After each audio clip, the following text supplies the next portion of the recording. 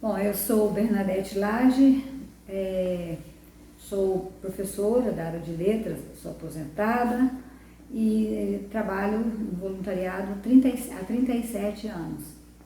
E eu sou uma contadora de histórias, né?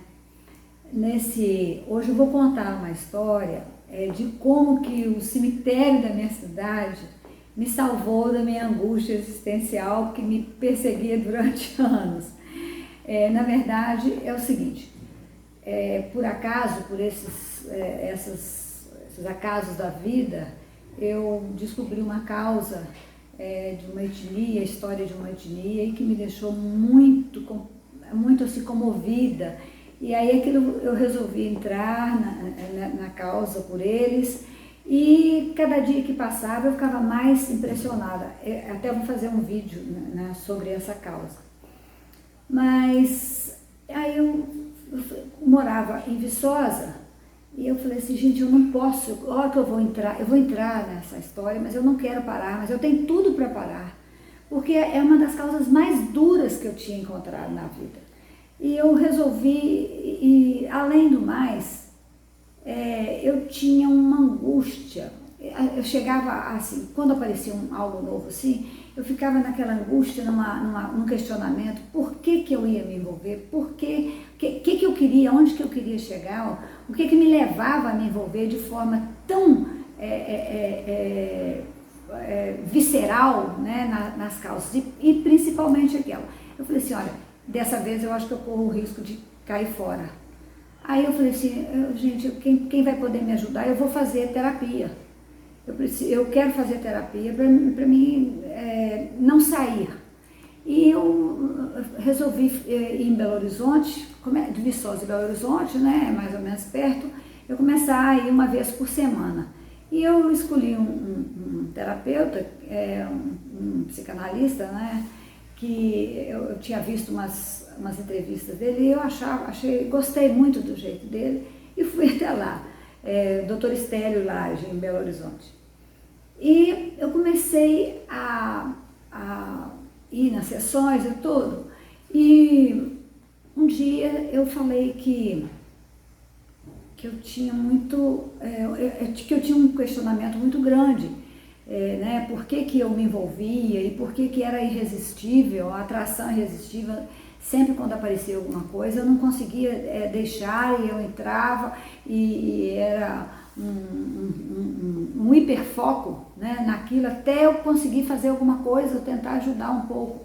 Então o que me movia? Será que eu era uma pessoa vaidosa e que queria, quem sabe, queria a aprovação das pessoas, e aquilo era a vida inteirinha. Por quê? Quem que eu sou? Eu sou uma farsa? E comecei a fazer a terapia. Só que um dia, eu contando sobre a minha infância e tudo, eu contei uma história. E ao contar essa história, que é o que eu vou contar para vocês aí, ela me redimiu. Porque ela me deu a ideia de que realmente eu não era aquilo que eu tinha medo, temia que eu pudesse ser. Quando eu era pequena, eu morando numa cidade, tem um jardim, tem uma praça. Na minha cidade tem um jardim, tem uma praça e tem a igreja. Atrás da igreja é o cemitério da cidade. E nós somos, né, 7 filhos, né? Nós éramos na época 7 filhos, e acima de mim eu tinha, nessa época dessa história, eu tinha mais ou menos uns 8, 9 anos de idade. E tinha um irmão 2 anos mais velho que eu. Na cidade, o cemitério, né, atrás da igreja, a gente tinha muita curiosidade, o cemitério era aquele mistério e tudo mais, mas tinha uma época especial, que nos atraía mais, atraía todo mundo ia para o cemitério no dia de finados. Então, eu me lembro essa história aconteceu pelo menos umas 2 vezes, 2 anos, né, em seguida. Então eu fui, chegou o dia de finados, aí tinha muitos carros de fora, muita gente, e eu entrava, as crianças às vezes entravam para ver aquele movimento todinho. E eu me lembro que eu entrei com meu irmão Jobel, e a gente ficou lá olhando aquele pessoal todo, e muita flor, e muita vela, tinha uns túmulos bonitos, tem uns túmulos bonitos, bonitos, assim, de granito preto e aquela coisa bonita, sabe? Então, dessa vez, nós ficamos assistindo e de repente eu vi que ao lado tinha umas covas, tinha as covas e eu falei, mas não tem nenhuma florzinha nas covas e não tem nem uma velinha, nem vela, nem nada. E eu chamei o Jobel e falei, Jobel, olha, não tem, nos outros tá cheio de flor e tudo, nos outros pobrinhos não tem flor nenhuma. Aí eu falei, vamos ficar aqui. A gente sabia que em frente ao cemitério tinha a grade. E como é que a gente entrava lá? Tinha a grade que tinha 2 ferros que a gente levantava, entrava, ia lá no cemitério, olhar o nome de pessoas, olhava. E criança fica muito atraída por esses mistérios, por essas coisas, né, que ela não tinha, que ela não consegue decodificar, né, a vida e morte, essas coisas. Então eu peguei e combinei com ele, falei, Jobel, não vamos sair agora não, vamos esperar. E ficamos olhando e tudo, e tinha o coveiro, que era o seu João Frederico, que a gente falava, que todo mundo falava, o seu João Frederico. E o seu João Frederico é uma pessoa assim, muito educada, muito atenciosa e tudo, e ele olhava, né, cuidava do cemitério e tudo mais. Nesse dia a gente resolveu esperar ele sair. Aí ficamos vigiando, nós saímos e ficamos lá fora. Quando ele virou a esquina lá do hospital, que não dava mais para ver, que é por perto ali, nós dois voltamos para o cemitério e era mais ou menos 5 horas da tarde, que é a hora que fechava. Era muito interessante que ele, esperando todo mundo fazer as oferendas e tudo, as orações e tudo, e depois ele falava assim, vai fechar, vai fechar, vai fechar, e todo mundo tinha que sair. Então era assim, esse ritual era assim. Dessa vez ele saiu, nós dois entramos e era 5 horas, 5h30 mais ou menos, quer dizer, já ia começar a anoitecer a qualquer momento. Então nós fizemos uma corrida louca ali dentro, vamos tocar, aí a gente ia eu e ele, né? Eu mais falava com ele, ali tem muito. Então a gente tirava lá do vaso e ia jogando nas covas. E tirava uma velinha, colocava lá e tudo mais, aquela correria, porque primeiro, se minha mãe descobrisse, meu pai, a gente ia pegar um castigo feio.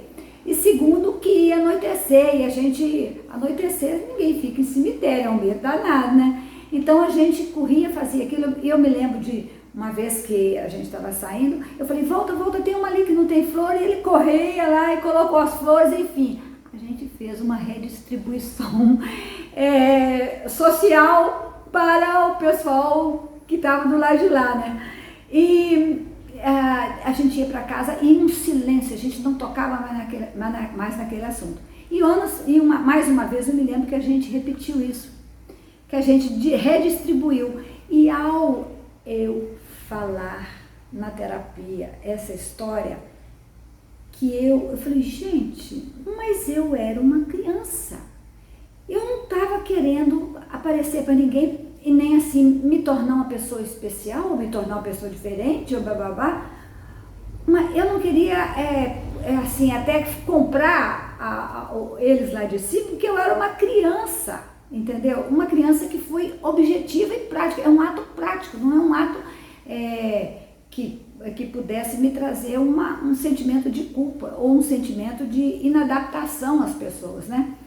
Então eu falei com ele, eu falei, mas olha, quando eu fiz isso, eu era pequena, eu devia ter uns 8, 9 anos de idade. E se eu fiz isso por um impulso automático, a referência que eu tinha, meus pais que eram muito generosos, né? Meu pai, minha mãe ia sempre as pessoas lá em casa pedir ajuda e tudo, mas eu nunca passaria pela minha cabeça fazer um gesto daquele para resolver um problema interior meu. Aí eu falei assim, não, isso é um impulso automático, isso é um impulso de pessoas de pessoas que estão acostumadas a resolver 4 filhos para cuidar, aula para dar, e trabalho voluntário e tudo mais. Então eu era uma pessoa prática, o que tinha de fazer, eu ia fazendo as coisas, eu não ficava pensando. Então de repente eu tirei de mim aquela angústia, aquela culpa, aquele medo. que eu fosse uma pessoa que usasse as minhas ações para me tornar socialmente uma pessoa melhor, para resolver um problema de autoestima baixa ou de pessoa vaidosa que fizesse. Então, o cemitério da minha cidade teve um impacto enorme. Eu nunca mais me preocupei com nada. Tudo que eu tinha de fazer, eu não ficava justificando muito, é isso que tem que fazer. Eu entrei nessa causa e há 15 anos eu fiquei na causa, não saí da causa. Fiquei fazendo terapia com ele talvez uns 3 anos e saía de Viçosa, ia lá uma vez por semana, uma vez de 15 em 15 dias, às vezes não dava. Ou seja, eu aprendi naquele momento ali que a gente não tem que questionar muito nas ações, não. O impulso vem, você faça, entendeu? E que também a gente tem que ter um olhar mais generoso consigo mesmo, porque eu carreguei isso durante muitos anos. Aonde que você quer chegar? Você sai de uma causa e acaba de trabalhar ali, passa mais 1 ano, 2 anos, já aparece outro, você vai. É uma coisa normal, é como se você estivesse administrando uma empresa emocional dentro de você, né? Que você vê alguma coisa, você fala aquilo ali, isso pode ser feito dessa forma, aquilo ali, desse jeito. E eu já tinha muita experiência de vida com aula, com cuidar de menino e tudo mais. Quer dizer, eu podia usar a administração das escolas que a gente tinha, né, que era franquia de ensino, eu podia usar aquela experiência minha dentro na gestão de uma causa em que eu ia trazer as pessoas para se sentirem atraídas por ações que modificassem a vida daquelas pessoas. Era nada mais, nada menos que isso. A gente tem que procurar se compreender e parar assim de se olhar de uma forma assim muito dura. A gente faz o que dá para fazer e a gente como a gente foi acontecendo. A gente está nesse mundo não é para a gente ter assim uma ideia de que a gente não é melhor que os outros ou que a gente está fazendo alguma coisa que não seja algo que a gente se orgulharia, mas que pode ser alguma coisa que torne a gente pior e mais difícil de carregar. É leveza, e eu passei e sou muito grata, e eu acredito que eles lá de cima, porque eu acredito que ninguém morre, né, que nós somos energia, e energia não se dissipa, ela se transforma. Então eu acredito que essas consciências que estiveram ali, eles devem ter assistido aquele negócio, morrer de rir. Então eu acho que eles estão até satisfeitos de dividir um pouco do que eles tinham com outras almas lá que estavam, né, estão lá do lado deles. E eu acho essa história muito importante na minha vida, porque ela me deu um outro norte e me deu uma alegria e uma paz para continuar nessa caminhada. Um abraço para todos.